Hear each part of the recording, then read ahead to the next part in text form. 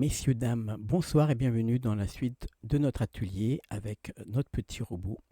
Et cette fois-ci, donc, je vais répondre déjà à la question et je vais vous montrer par la pratique comment ça se passe. Donc, la question, c'était pourquoi on a utilisé un sample pour juste un contrôleur ici, plutôt que de l'ajouter après en mode édition sur le rig.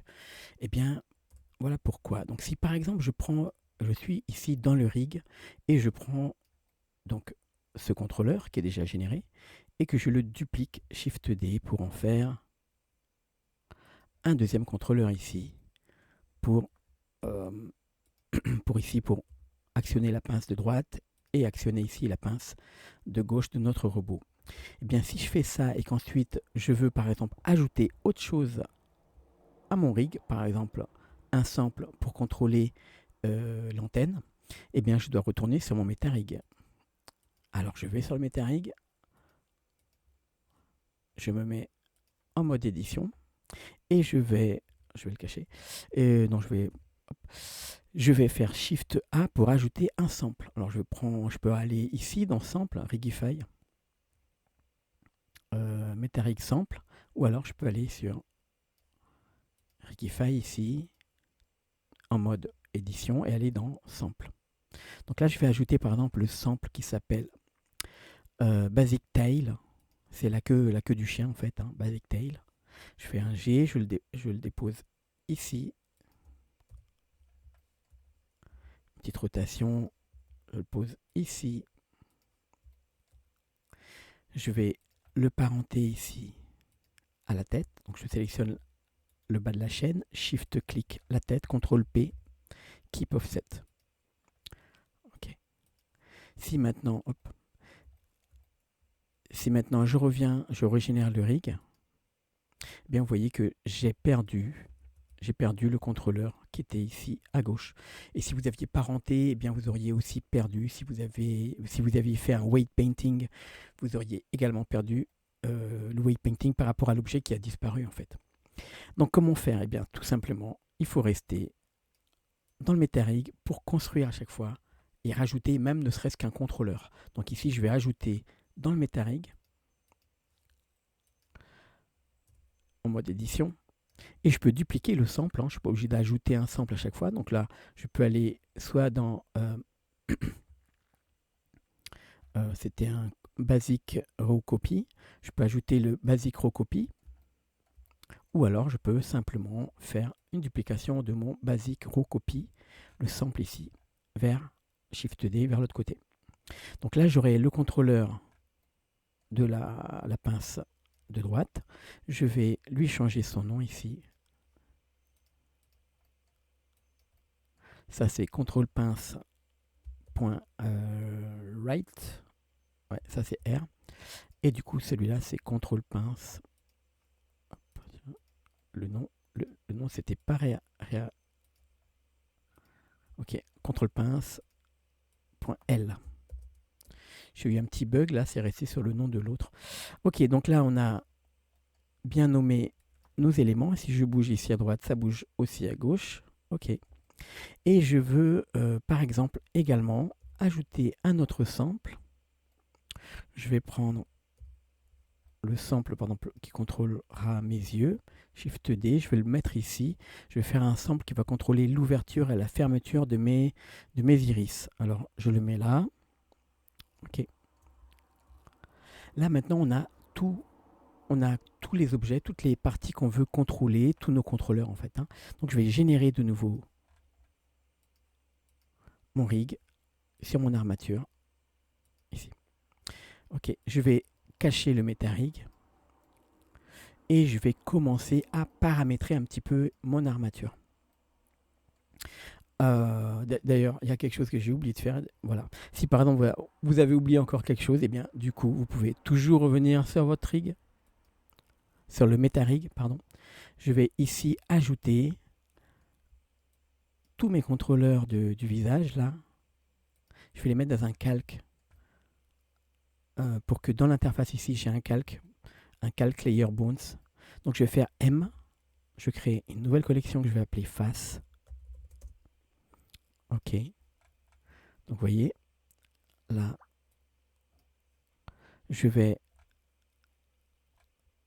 si je vais dans bonne collection, j'ai face ici qui est sélectionné. Si je désactive ou non la visibilité, vous voyez que ça fonctionne. Je suis dans mon MetaRig. Eh bien, ça va se transposer également dans le rig généré. Donc là, je vais dans Rigify, dans bonne collection UI. Et là, dans bonne collection UI, je vais... Alors, je peux ajouter un color set ici. Alors, je peux en choisir un qui existe déjà. Par exemple, le root, il est violet. Je vais prendre celui-là. Ou quoi que le violet est sur le bleu, ça ne se verra pas bien. Je vais prendre Aika qui est jaune. OK. Et maintenant, je vais faire... Ici, je vais ajouter. Donc, celui-ci, face est sélectionné. Je vais dans UI Layout et je vais faire une petite entrée ici. Tac. Donc, j'ai face qui vient de se créer. Je vais maintenant pouvoir générer... Hop. Régénérer mon rig. Et là, cette fois-ci, vous voyez que j'ai tout ce qu'il me faut au niveau de l'interface, au niveau de mes contrôleurs, pour contrôler mon petit personnage. Ce que je vais faire, c'est changer la forme ici de ce qui va contrôler l'ouverture et la fermeture des yeux. Je vais prendre par exemple la forme d'un bones, d'un os qui est là. Par exemple, vous voyez là, cet os-là, j'aime bien la forme de ce contrôleur pour contrôler mes yeux. Donc je sélectionne celui-là, je regarde comment il est fait dans View Power Display. Et donc ici, on a le Custom Shape, pardon, hop, ici. Je fais un CTRL-C en survolant. Je viens dans mon contrôleur ici, je fais un CTRL-V. Donc là, j'ai le Custom Shape qui vient de se mettre ici. Je vais pouvoir contrôler après mes yeux ici par ce petit contrôleur. Donc là, ce contrôleur, je veux qu'il contrôle l'ouverture et la fermeture de ces iris. Pour ça, je vais dans les contraintes, je sélectionne mon œil gauche et je vais lui ajouter une bonne contrainte qui sera une copy scale. Copy scale, le target, donc ce sera toujours l'armature, le rig. Et l'os, ce sera mon os qui s'appelle ici contrôle des yeux 001. Contrôle des yeux 001. OK. Là, je lui demande de travailler non pas dans le world space, mais dans le pause space, c'est-à-dire quand on est en mode pause. Et si je fais un S ici, vous voyez que ça suit, donc ça suit le contrôleur. Donc je vais faire la même chose avec celui-là. Ce que je peux faire, c'est sélectionner celui-là, faire un Shift-clic ici, hop, Shift-clic ici, et aller dans mes... c'était où déjà? Dans mes contraintes ici, dans Pause, Contraintes, et je fais Copy, Contrainte, To Selected Bone. Là maintenant, j'ai mes deux yeux qui ont la même contrainte. Ce que je fais, parce que j'aime bien, c'est rigolo, je vais baisser l'influence de l'un. Et comme ça, lorsqu'il va ouvrir, fermer les yeux, il y en a un qui va ouvrir plus ou moins par rapport à l'autre. Maintenant, ce que je veux faire, c'est que je veux que celui-ci contrôle la direction de mes yeux. Donc, ce que je vais faire, c'est que je vais prendre tout simplement les deux, ici, et les parenter à celui-ci en mode édition. Donc là, je ne suis pas dans le MetaRig, là, je suis en train de paramétrer le rig final. Donc, je vais prendre ces deux os qui contrôlaient donc les yeux. Je vais prendre l'os qui contrôle la direction et je fais un CTRL-P, Keep Offset. Donc maintenant, je ne suis plus obligé d'avoir ces os-là visibles et je peux les déposer dans un calque qui sera un calque non utilisé. Par exemple, je peux appuyer sur M et me servir du calque qui s'appelle dans Torso Twix, par exemple, que j'utilise pas beaucoup. Ou alors créer un calque spécialement pour lui. Rubu ou alors Def yeux, parce que comme ça c'est à part.